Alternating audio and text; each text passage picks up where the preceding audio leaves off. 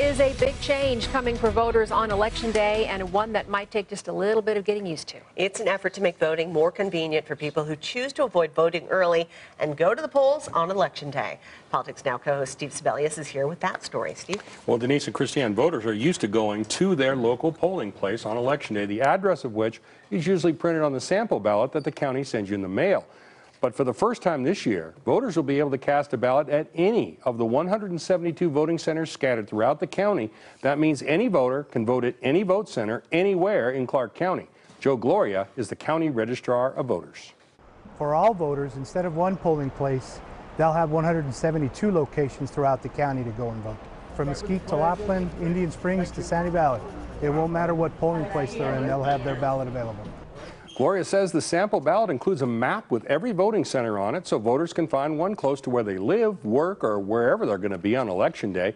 Some things will be a little bit different, however. Voters will sign in on an iPad-type tablet instead of a paper polling book, and although they will still cast ballots on touchscreen machines and be able to print a paper receipt, they'll be casting those votes on brand new voting machines. Now, if you don't have your sample ballot, you can still find the location of the nearest vote center on the county's website. And if you use your smartphone to reach the county's website, you can locate the voting center that's nearest to you. Gloria says he hopes the change will increase voter participation. Well, we hope so. By providing more access, we're giving more opportunity for eligible registered voters to get out and vote. So I'm hoping it turns out to be true. Well, so far so good. Gloria says Clark County voters have broken records every single day of early voting, which started May 26th and runs through June 8th.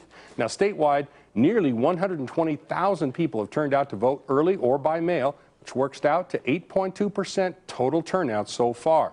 Democratic overall turnout stands at just under 10%, Republicans just over 10%.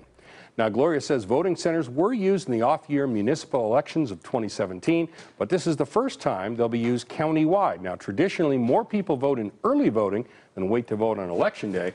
So we'll see on Tuesday if voting at these voting centers kind of changes that dynamic. Yeah, and they only have a few days left for early. Right, only a couple days. Friday is the last day of early voting. After that, you got to wait till Tuesday.